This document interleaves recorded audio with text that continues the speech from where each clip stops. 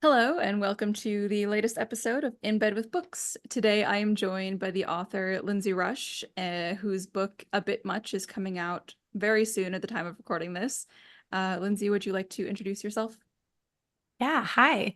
So, like Melissa said, I'm an author, I am a comedy writer, and I run a branding agency as well. So, Oh, if it's nice. words and if it's hopefully funny, I'm behind it.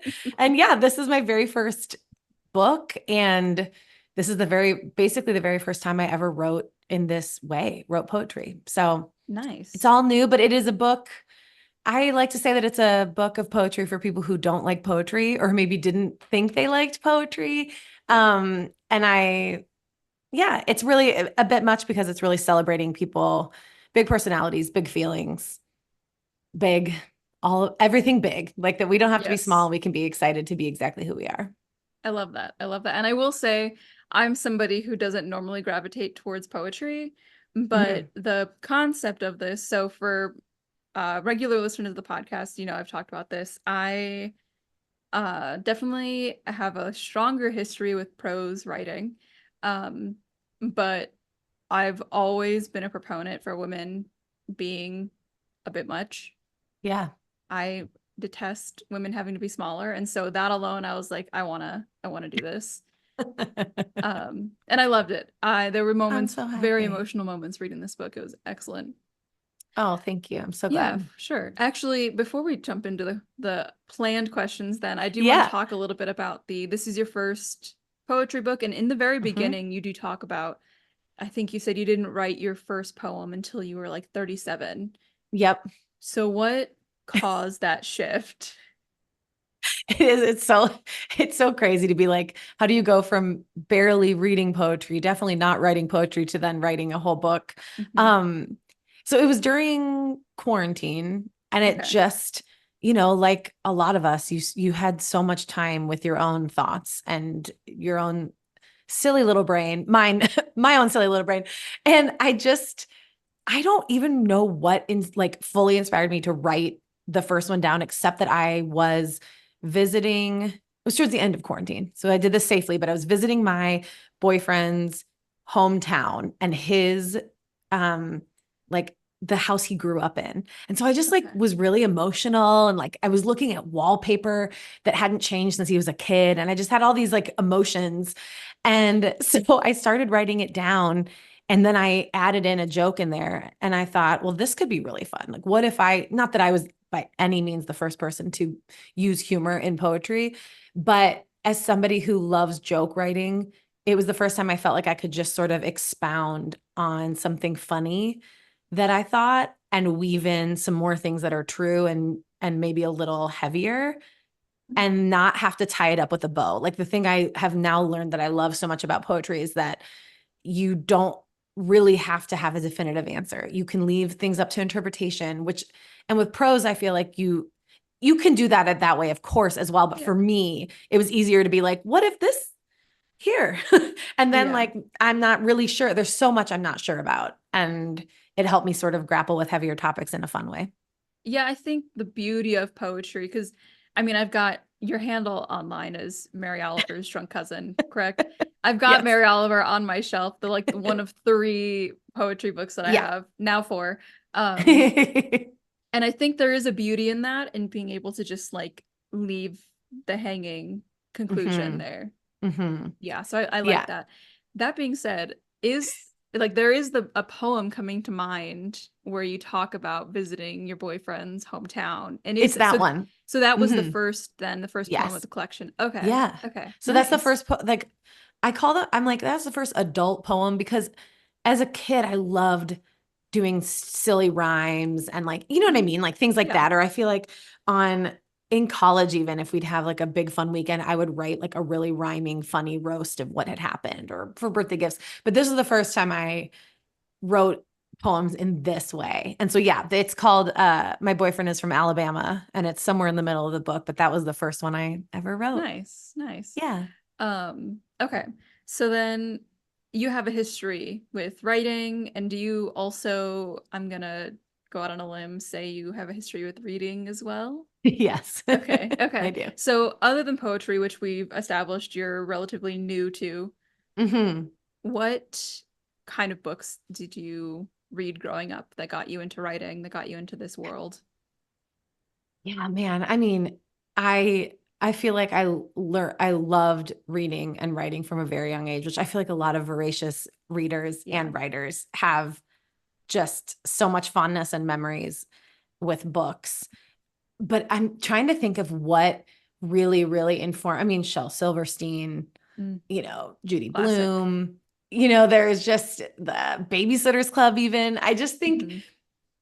I think I just loved getting caught up in a story. And then now to this day, I feel like I gravitate towards, I think I sort of call them light crime, light thrillers. I can't I want a twist. I want to not guess what's happening. I want really complex characters. So novels that are sort of have a very interesting plot are really what Hmm. drive me in. Like my favorite book I think I read last year was I Have Some Questions for You by Rebecca Mackay. Okay. Okay. Um, and she also writes The Great Believers, which I loved. And then I loved Midnight Library by Matt Haig. I think that's how you say his last name. Anyway, I just want to be like, whoa, what is this world? Hmm. What's going on? What You about want to you? ask What are you? questions. Yeah, I want to be really, really brought into it. And like, oh, Nice. I've never been in that world before, or I've never been in that experience before. So, Nice. I like that. I like that. are you fantasy books? Is that like more Yeah, what? definitely majority fantasy books, but also I've been dabbling more in like, like beach read romance kind of stuff, Yeah. which is new for me. I don't think I've ever really talked about this specifically on the podcast. I live with my mom, like Hmm. pandemic, terrible economy right now. Yeah. And Gosh, so my sister did that and is still living with our mom yeah, during, exactly. during And it. I'm Like like, it makes so much sense. Yeah, more and more and seeing it online, I'm like, oh yeah, I'm not the only like 29-year-old who's moved in with her mother. at all by any Yeah. means. It's freaking smart if you We can watch survive your mom. exactly, exactly. If I can survive like reliving teenage like mindset, I can survive anything. This is making you tough. Yeah, exactly, exactly. It builds character. Yeah. We watch so much Hallmark, like an absurd amount of Hallmark movies. Her and my Amazing. uncle, like if they knew how to do like Reddit forums and stuff, they would be leading these forums. And so we watch them and he lives out in Texas, and so we use it to like keep in touch with him. That's Um, cute. yeah, it's a lot of fun. And like over a year or so with like living with her, I like she would pop it on while I was in the room, like, I'm not watching. And I'm like, okay, but actually. And so eventually I'm like kind of getting into like Emily Henry a little bit more. Yeah. She's kind of the one, she's the author that got me more into it, I should say. She's your gateway drug. She's great. I'm She halfway is my through gateway. what's her most recent? Funny. It's a funny story. Is there an it's in there? I think Funny. so. The like one that That she just came out with. yeah, I'm I've got halfway that through that one one. reserved or like held at the library, so we'll be reading Yeah. that one soon. Yeah. Yeah. And I think for the same reason of like, you know, it's fun to watch dark stuff, I think, because it's easier to just like end it when you need to, pause and like exit the situation. But with books, I need a little bit more levity sometimes. Totally. Um, but otherwise, yeah, it's I'm like through and through like fantasy girly. That's what I grew up with. Sometimes books that were like a little too mature for my age, but still like still getting into fantasy. Um, Yeah. and I wouldn't even pay attention to that. I was like, okay, but how does the magic actually work in this? Right. Tell They're me. and like they're like having like magic sex. I'm like, okay, but how does the magic work in this situation?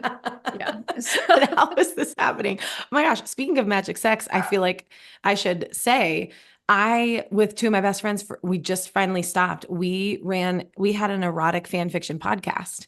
So that was when it used to be called Potterotica because we did all Harry Potter erotic fan fiction. And okay, then we got semi-sued by Warner Brothers and that tracks. Actually, that entirely tracks. And then, turns out it was a good time to sort of veer away from that franchise, Yeah. given, a lot of things.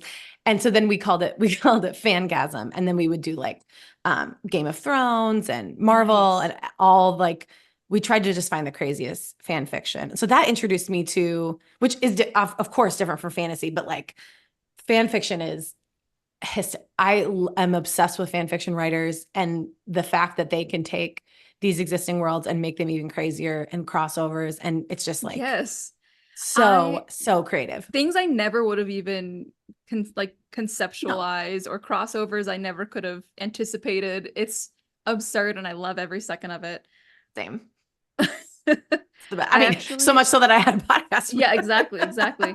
I actually took a class in college. It was like one of those half semester online hybrid kind of situations, and it was on Harry Potter, and the end of the course was just on fan fiction. Again, this was before Awesome. things got a Yeah. little, a little weird. Um, and I actually would doubt if they're doing that class anymore because of that. Right. I wonder. Yeah. This is ASU, so who's to say? Arizona State. Yeah. Um, but so for part of it, one week we had to like write something, but the week before we had to like dig into fan fiction. And I felt like a sleeper agent waking up to like 12-year-old Melissa that would go looking for like the Harry Hermione. And I was like, I Yeah. need to like cut myself off. We're gonna Yeah. we're gonna go in deep again. And I don't know that I can handle that. I don't think I can escape a second time. Yeah, exactly. Exactly. Oh, that's funny. Yeah. Yeah, I mean, the idea, like, it's so smart. The idea that they're rewriting history, Hmm. book history, because you're going, actually, I would have preferred if those two ended up together. Actually, what if the rules of this universe were true today or were true in that universe? Like, what a blast. Someday I Yeah. hope that they can figure out how to make money. Like, Yes, I like think it's such a bummer that you're like all these, especially some of them that are like so well read, and you're like, yes. they're long, long, long, long, and then they just can do nothing. It's really frustrating because like I get on the one hand like the copyright laws around it, but then you get stuff where it's like, okay, well Darker Shades was Twilight fan fiction. Right. And if Right. that can make, I'm gonna estimate it the millions, but I would not be surprised if at this point it's in the If there was a billions B, yeah. considering, yeah. Um and it's not even like well written fan fiction at Right. all. It was just the first time the masses were like, Yes. oh, yeah. Someday. I know. I was like, Mhm. why doesn't it fall under parody law? I don't know enough about it to like say. Yeah, And so, same. for example, because excuse me. Bless you. Um, Thank you.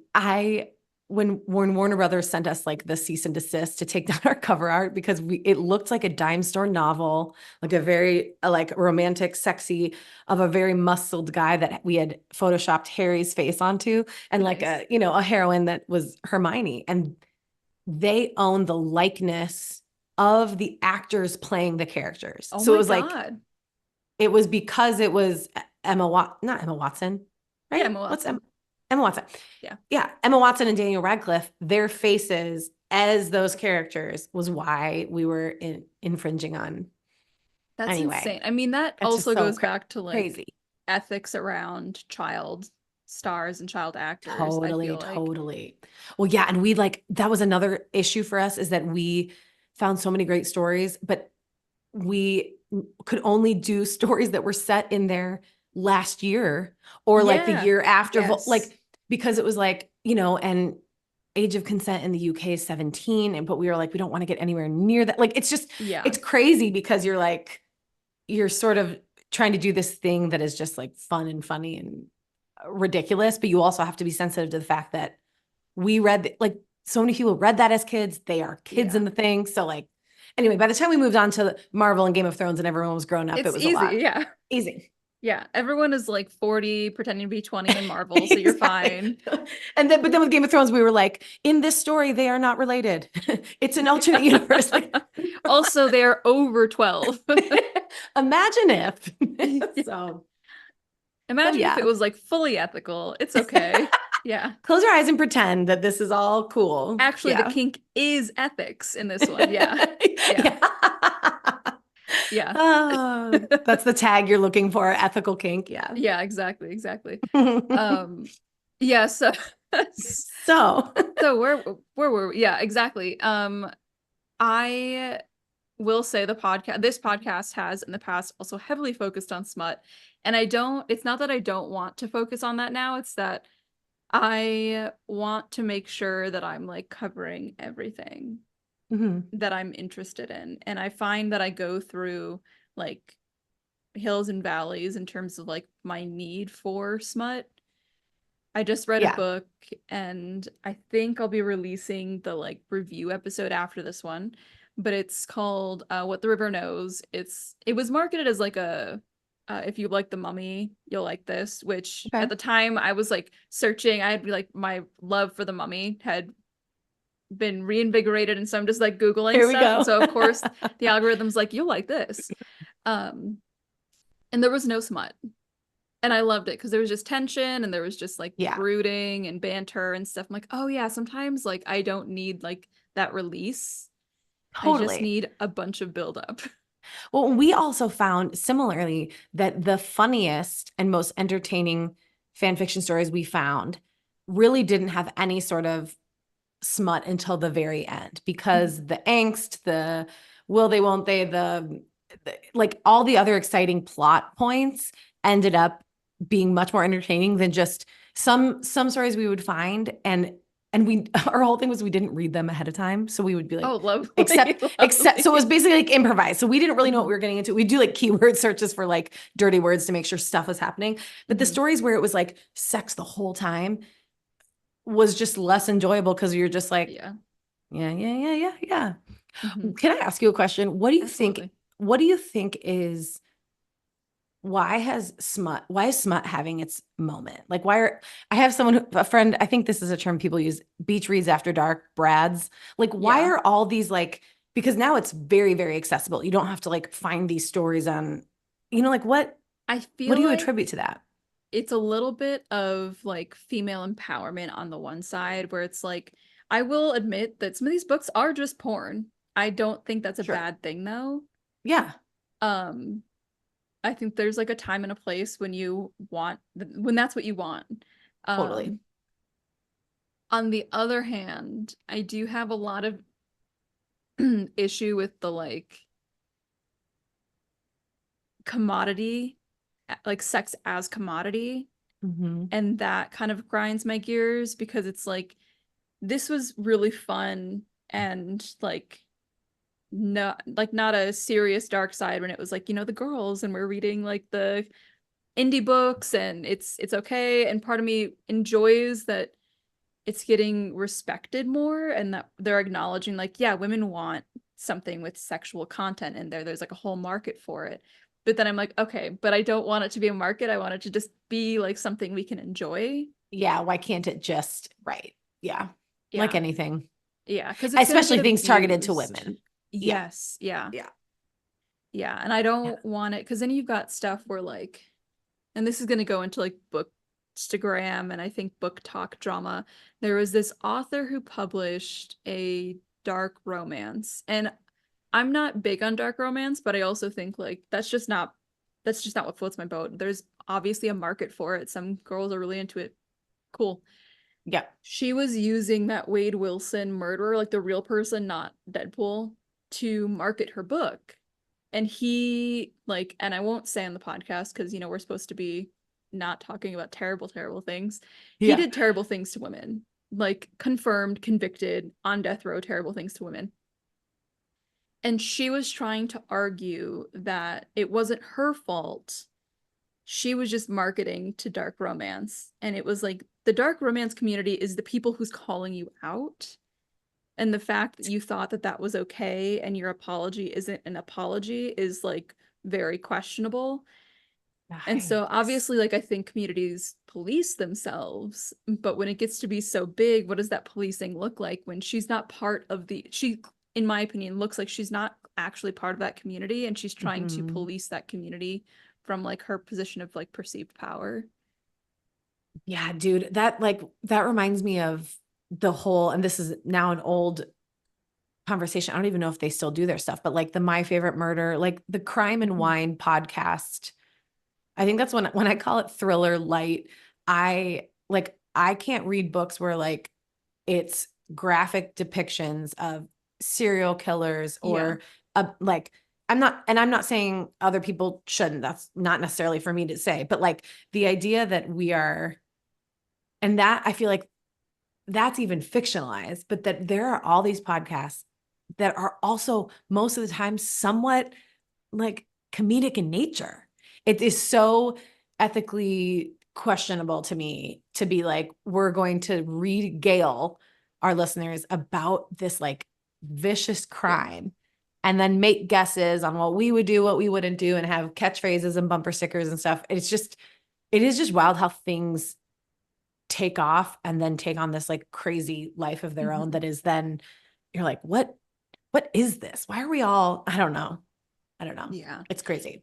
I wonder too sometimes if that would be the same if the pandemic hadn't happened, because I feel like there is Mm. this kind of like further disconnect from like who's at the other end of that like little buzz of internet, you know? Mm-hmm. Yeah, I don't know. it's frustrating. So I think like my simple answer is I think there's a market for, the increase in smut and supply and demand. Um, but if you feed too much money into the monster too quickly, then like bad things are gonna come out, unfortunately. Yeah. So It's sort of like all the, which we don't have to get into, but all the Colleen Hoover yes. Oh movie my God. Yes. Yes. Just movie madness where you're like, wait a second, this is like a blockbuster hit being marketed as a rom-com that is about something. Okay, you know what I sort of tied to that? mhm. Um, and then we can talk about the least sexy, least smutty book of all time a bit much. But this is just too fun. Well, fun. It's interesting. I almost feel like when are books going to start to contain trigger warnings? I've read books that contain trigger You warnings. have? Yes, Okay, I think that is great. much bigger coming from the small publishers, independently published, than it is from big publishers Okay. because, adjacent to that there should have 100% been trigger warnings for It Ends With Us. Yeah. It was not clear anywhere. That should have been made, but then, and I've talked about this again, I've a repeat comment from before. I read uh I can't remember what the first one is, but it's like the Guild Played Prisoner series, and I don't know it. um it's kind of like a retelling of Midas, but Oh, in the book, and this is a bit of a spoiler warning, in the book the premise is that Midas actually doesn't have the power. He's been holding like this girl like psychologically hostage who can do it. whoa. Um and so like that I was like, okay, I can get kind of behind that. He doesn't really do anything bad. It's just like a lot of gaslighting. And I'm like, okay, that's fucked up. But then towards the end of the first book, there's like a graphic rape scene that was like not warned about. And I hadn't seen that mentioned in any of the reviews. This was like, it had been really popular on like Book Talk and Bookstagram. It had its moment and it'll still come up occasionally. And I'm just like, how is nobody mentioning this? Like, did I fever dream this? And I don't think I did. I can't imagine I would have Right. fever dreamed that. Yeah. Um, but it's like that should have been abundantly clear Yes. Like because you that's just, we do, it happens in most podcasts. Even if I'm listening to something that is about like a report about a real news story, they're like, trigger warning, this contains blah, blah, blah. Like listen yeah. with care or make sure that, young ears are not nearby or that kind of Hmm. thing. It just Hmm. seems, I feel like I'm still mad that I read Verity by Colleen Hoover because like if there was a book I could unread, and she is a fantastic marketer. So it's like, Yeah. she doesn't have to be my cup of tea for, pretend that this movie stuff hadn't happened yet, but whatever. Take her for what you will. But there's uh like infant abuse that happens in it. Oh I my don't know if God. you've read it. No. And I just had a baby. Like it was like Oof. the Yeah. most surprising thing I could not have seen coming that I like couldn't get out of my brain for a while. And if there had simply been that in a trigger warning in Hmm. anywhere and I'd known to look, I wouldn't have read the book and that would have saved me some grief. So I'm glad to hear that that is starting to become Yeah. a thing. And I think it's because you've got like darker romances becoming popular. So like, the classic example, Haunting Adeline. I'm pretty sure now that comes with like trigger warnings because it was Really. getting in the hands of like, you know, teenage girls. Because it's in the same sections. Moms or grandma or something is buying it for them because they don't know. And then that's like too much. I'm not gonna read that book because I know my limits. That is too much for a kid. Right. I don't even know what is in there. I don't know what you're Girl. referring to. I'll look it up after we get off. Yeah. But what do I want to know? I mean, there's no infant abuse. And I What if that don't, was my only thing? yeah, that's your one red flag. One Um bugaboo. so I mean the premise is that he's stalking her, and then kind of, I believe, as he's actively stalking her, they also start up a sexual relationship. And there are things in there during their relationship that like definitely head into like dark territory, kind of like Yeah. sexual, like violent. It seems like it's consensual violence in this, from what I understand, but it's still like aggressive. And it's like teenagers don't need to be reading about that. They can, let them develop their kinks later on their own. It doesn't need to be right now. There's time for kinks. That's our Yeah. takeaway. Like you will get to that. Yes. Yeah, There's exactly, so much exactly. time just to have fun, Just just have hang out. awkward, like teenage sex like the Yes. rest of Just have us. normal, like bread and butter, bad sex. Yes, That's yes. what is supposed to be happening right now. Not bad. I hope Exactly, it's good, exactly. but you know, I hope it's good, clunky. but I hope you look back and you're like, wow, what was I thinking? Yeah. Yeah, precisely. Uh, Okay. Yeah, so let's get into your book. well, No fine. dark romance, no sex. It's okay. Yeah, I don't think, I wonder if there's even the word sex. There's some, so the book is, I decided to categorize it by emotion because I Which I couldn't figure out loved. for, I couldn't figure out forever. It didn't feel right to be like love, motherhood. Not that there's anything wrong with that, but topic based just didn't feel like fun enough. And so I was like, Mhm. oh, what if it was how you are feeling or how you want to feel? And so there's like a, there's when you want to have a lullaby and you want to be like soothed. There's when you're pissed.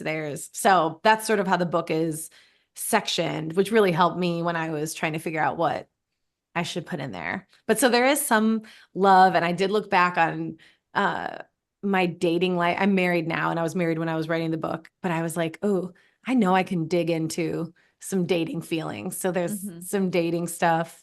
There's a few stuff about being a new mom. I think only like 3 pieces because I finished the manuscript the day before I went in the hospital and had Ooh, my son. okay. They were like, you can either um you can do it now, like in this end of July, or you can do it later in September while you're on maternity leave.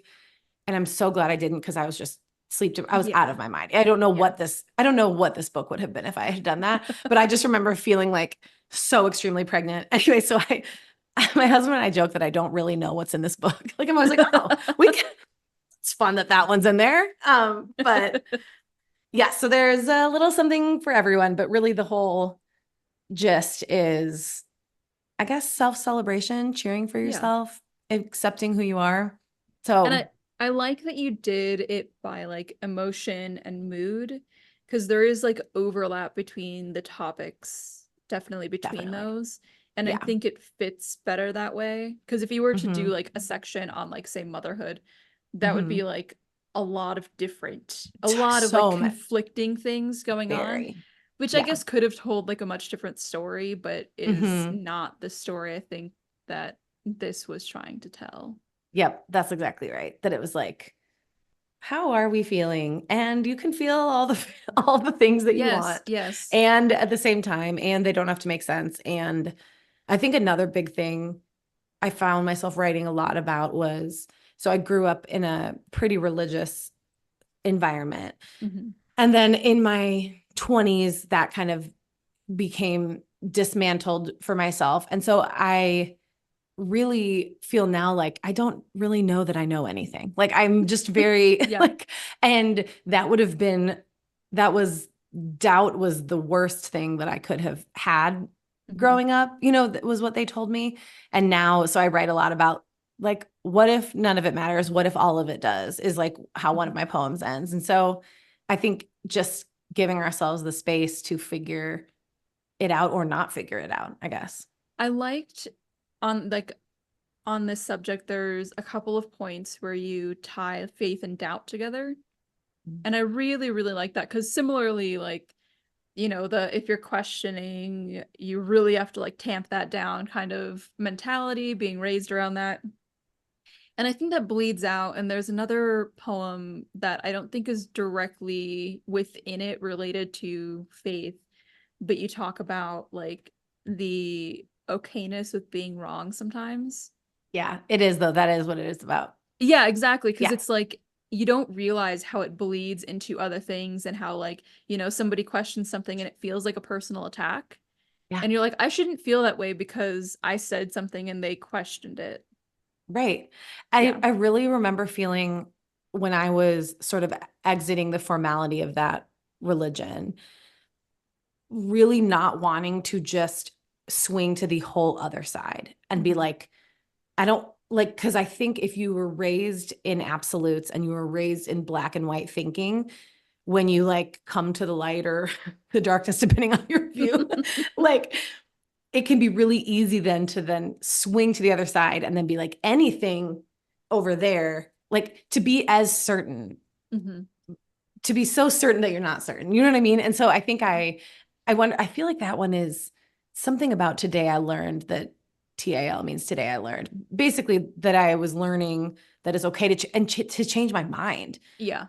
That like to allow new information to change my mind is I think maybe how I phrase it. And that's a gift and not a threat. Whereas I Mhm. think once upon a time, I thought any information that poked at all at my belief system was dangerous instead of an invitation. And that's how I Mhm. see it now. I heard the phrase when I was going through a similar journey and everything. I remember somebody referring to like the people who go all the way to the end or who start there as like evangelical atheists. And I think that was like That's so interesting. it really clicked for me because it's like it's not that I strayed because I know for sure and can say for sure that none of it's real, but it was always like the question that made me not feel comfortable in that space. Right. And so if Right. I were to go fully over to the other side, it's like I'm just doing the same thing but for the other party at that point, which Yeah. still leaves me with doubt. So, Right. And yeah. it's so funny because I think also inherently wrapped up in that is this idea that of trying to convince other people of something. Yes. And Yes. that even and I said this to my sister the other day. I was like, why were we so obsessed with like convincing other people of this? And she was like, babe, it's called evangelical for a reason. We were evangelizing. That was like Yeah. the bit. Yes. And I was like, oh yeah, that was like core to the whole thing was share it, spread the, which Mhm. you know, but I think I also now am of a place of if you're not hurting anybody or stripping anyone's freedoms, whatever you believe is for you. Like, and Mhm. that's personal and that can be beautiful. I hope that that is loving and welcoming, but like this idea that I have to convince or even really fully articulate what I believe to anybody is it just doesn't matter. And it used to be so it Yeah. was like what's your testimony and how are you going to say that? It was basically like the elevator pitch, your evangelical elevator Yeah. pitch. It's And then wild. tying this back to like the open-endedness, I guess, of the poems, I kind of love that this book is like a practice in just leaving it open. Like you present it Mhm. and like this is what it feels like. This is Yeah. where it is, but we can just it doesn't need to Yeah. define anything. Yeah, like what, take that like cuz I've had people, message me and say, "Oh, that one line, meant this to me." And I'll be like, "Oh, wow. That wasn't even what I was thinking when I wrote it, but that is what is so cool." It feels like lyrics to me in a way and music where different people or different seasons of your life, you can pick up something Mhm. different from it. And that's what has been so fun about writing in this way. And yeah, it has been such a surprise to me that it was something I liked, something that grew on Instagram of all places, because Instagram, Ugh. the algorithm is just Yeah. against us all. Um, yeah. So I don't even think I ever, even though I've been a lifelong writer, I didn't ever think about writing a book because I just didn't like long form. The Mhm. idea of writing anything long was just never on my radar. And then this sort of happened to me, which is, it has been very fun. Nice. Yeah. I do want to talk a little bit about the title and the kind of recurring theme. Can you tell me, I guess give me your experience of this of a bit much. So the title comes from the poem She's a Bit Much. Obviously, if you when you get to that poem, you figure it Mhm. out. And that was sort of the first poem on Instagram to have like a viral moment. And Mhm. that's also why the book is dedicated to Michelle Pfeiffer Okay. because she posted it on her feed, like not in her Oh story. She wow. like put it as like it's still there. I look all the time. She posted another one a couple months later, and so I was like, "Is Catwoman my biggest I was fan, like, are you okay? Did that like ma'am?" And so then I just thought it would be funny and an inside joke to dedicate it to her. And but so that poem really took off, and I realized how many people, women specifically, who resonated with this idea of being told to be less and Mhm. to take up less space, and that the full expressions of themselves was too much in any way. And, for people listening who haven't read the poem, I basically take the phrase "she's a bit much," which is almost 100% of the time used in a negative way and to suppress people, I think. And I flipped it and compare a bunch of things that people unanimously love that are a bit much: fireworks and karaoke and certain things. And then say, if that's what you mean, then yes, she is a bit much, and we're so lucky she's here.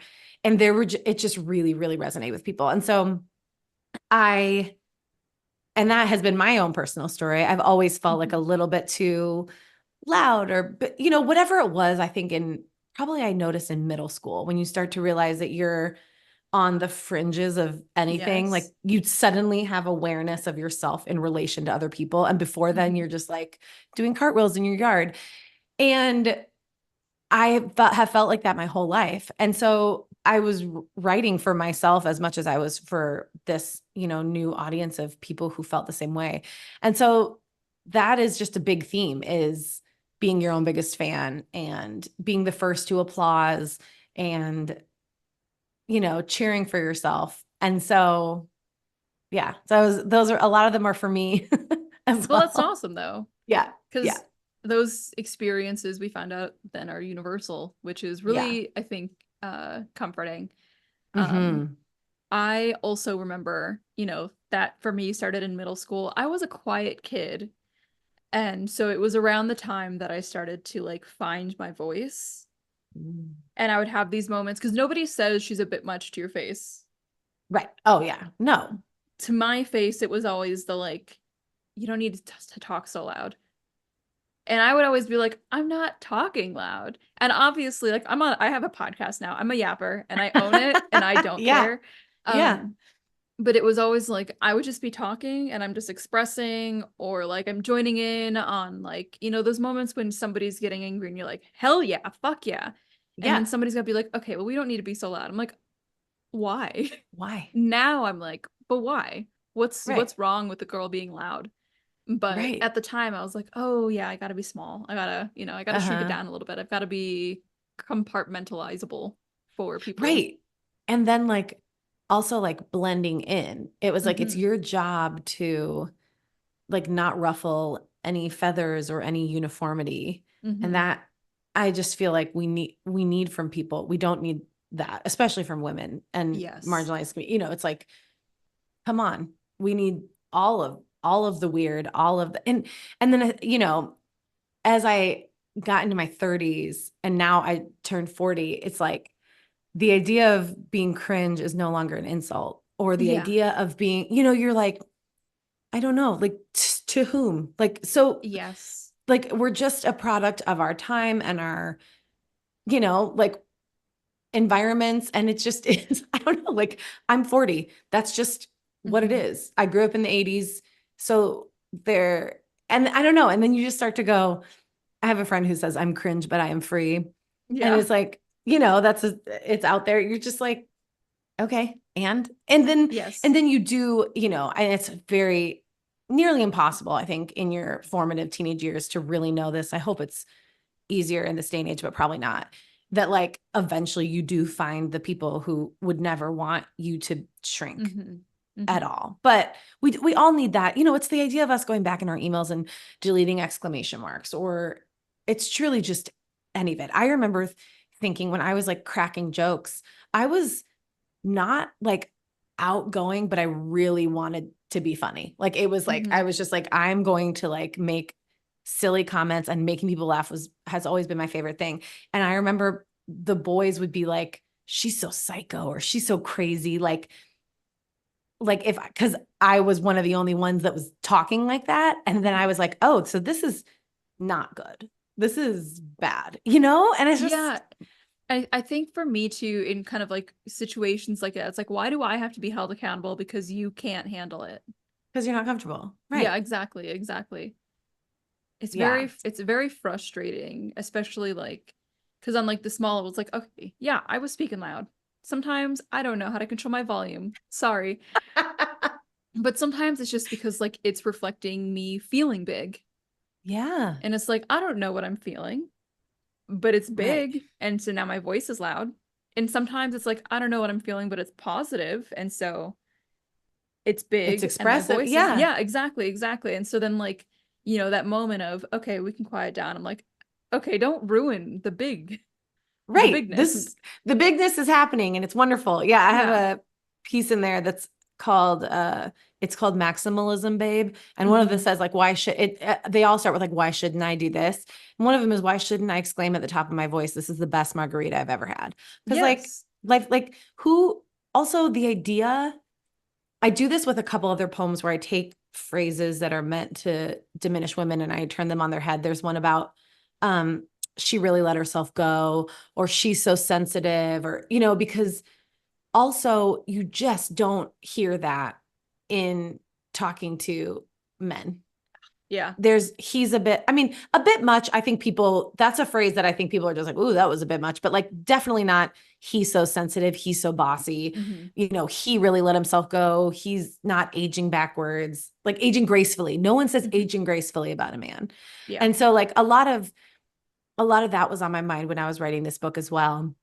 It's the idea of, to me, the best way to age backwards is to be myself and to play more and to be louder. Hmm. And all of those things, like I would rather be young at heart, even though that does make people feel uncomfortable because they're like, no, no, no, you're supposed to sort of hate your life. I even feel that way with motherhood. And I did that later in life. I had Hmm. my baby at 40. And like, there is this idea that you're supposed to be like a certain type of way. Like you're supposed to Hmm. grow up at some point or be, I don't know. And I'm like, oh, I think silliness is my greatest parenting skill. Like I Hmm. think my husband and my ability to laugh at how tired we are is what got us through the newborn stages. Certain things like that. And I usually think if people want you to have a different reaction, it's obviously, that it's more about what they're going through than. Yeah. So I just think everybody should do whatever they want as long as it's not hurting anybody. Like just Yeah. And I also fun. question, like, define what it means to like grow up. Right. Because I think a few episodes ago I had my friend Michael on the podcast because I really got into D&D last year. Okay. And I hadn't played like make believe. I mean, I was in theater and stuff in high school, but I hadn't played Yeah. make believe since I was a kid.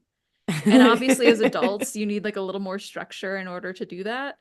Um but we were kind of talking about that like imperativeness of playfulness. And it's like, okay, yeah, I can Mhm. mature. I can, learn how to cook dinner for myself and learn how to properly grocery shop so that way I can, survive. But also at the same time, I can make sure to schedule in D&D for Thursday evenings so that way my friends and I can pretend that we're fighting dragons. Well, that also fits with fantasy and escapism. I feel like that Yeah, is yeah. imagination and play when you were like, the floor is lava, or like my sister's a shark. And I'm just like, that for me personally is joy in his life. And I do not think people look back on their life if they have the privilege of growing old and are like, I sure wish I would have like gone to the office more. Like, I don't know. Yeah. Like I just don't imagine that. I've never heard about that being true. You never read that in obituaries. You've never sensed that from any Mhm. retired people, because guess what they're all trying to do when they're retired? Do all the shit they did when they were young.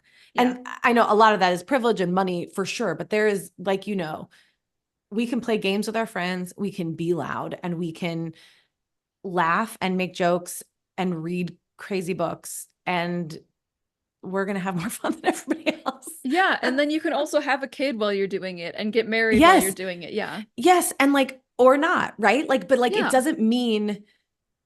it just doesn't have to mean what it means for other people. Like, there's just this, like, you don't have to then, let's say, move to the suburbs, or you don't have to like get serious in certain ways that unless you want to, unless it serves you. And so that's like what I'm trying to grapple with in this, like, at this age and this point in my career, is just how to keep myself from just doing what is expected of me at a certain age, and just keep doing what lights me up. So I love that. hopefully that people get that from this book. I think they will. I did. So yeah. That's great. As somebody who's like barreling towards 30 as well, I was like, okay, that's a nice reminder. So 30s were my very favorite. That's what everyone says. I am Yeah. very excited to hit my 30s, to like leave the 20s behind. That was just like teenage years 2.0. That's how I felt too. Yeah. That's exactly how I felt. Yeah. So I'm excited to get into just like chill cringe. Yeah. Just cringe light, right? Just like easy, dipping your toe in. Yeah. And then still getting to bed at 10 p.m. Oh my gosh. Like at the latest. You're talking, I'm like butt in bed by 9, not asleep, but I like want to be. Yes. My baby goes to bed at like 7:45, and you would think that and then I'm just like, books, TikTok, anything. Yeah. Man, thank you so much. This was such a fun, different conversation than the ones I've been having this week. Oh, I'm glad. I'm always down to talk about smut. So even if I'm not reading it. Oh man. I have very strong opinions about women being able to express their sexuality, regardless of if it's being commodified. So absolutely. Yeah. I love it. Okay, I'm trying to think of any final questions we can squeeze in. I guess, okay, what was your writing process like for this? Just a quick fire question. So I run a branding agency with my best friend, and we usually start doing client work at about 10 a.m. And so from 8 to 10 in the morning, I do poetry stuff. So I would write, but my writing process is, if I do not feel like it, I don't do it. If I'm not I just am not squeezing. You can't force funny. You can't force true insight. And so I'll take notes, or I'll write down a joke. I'll look at old joke drafts. I'll write down fun wordplay I like. And then I just like keep revisiting stuff. So that's my process. It's an unprocess. Yeah. That's perfect. Yeah. Okay, cool. Well, it was excellent talking to you today. You too. Yes. So people can when this comes out, you'll be able to get the book anywhere. It's called A Bit Much. I'm Lyndsay Rush. Let's see. You can find me at Mary Oliver's Drunk Cousin on Instagram and TikTok and Threads. And oh my gosh, I remembered the other day that my brother-in-law, as a joke, bought me the URL. So stupid. Thebread.net, like bread. Because years and years ago, we were like, we need to squat on some URLs and make some money, like milk.com. And we jokingly said bread.net once. And so he tried to buy it for me for my birthday this year, and bread.net was taken, but thebread.net was available. So that now redirects to lyndsayrush.com. So you can either go to lyndsayrush.com or thebread.net. Okay. That's easier to spell, Yeah. very, very casual. It will also be linked below. So Or that. yeah. Oh Thank man, you. Melissa, thank you. Of course, of course. It was great to have you on. You're a hoot. So You're a hoot. Okay. We'll talk to you soon. yes. Okay. Also, one final sign off now that I've like mentioned a hoot. I will say some of this was very like Midwest coded. And as somebody who Very. grew up in Michigan, I was like, oh, staycation. Done that. Staying at a hotel close by, indoor pool in the winter. Yes. 100%. There is so much. I heard myself recorded back on something the other day and I was like, oh yeah, I'm from Minnesota. So there's a lot of opes, there's a lot of casseroles in my heart. So it is very Midwest. All right. Well, thank you so much. Talk to you soon. Okay. Bye. Bye. Thank you for joining me for another episode of In Bed with Books, a bookish podcast for bookish babes. Make sure to like and subscribe so you can keep up with all of the latest updates. And if you have any suggestions for authors, books, or topics that you want to hear about on the podcast, then feel free to DM me on Instagram or shoot me an email. I'm wishing you a lovely rest of your day, and until next time, happy reading.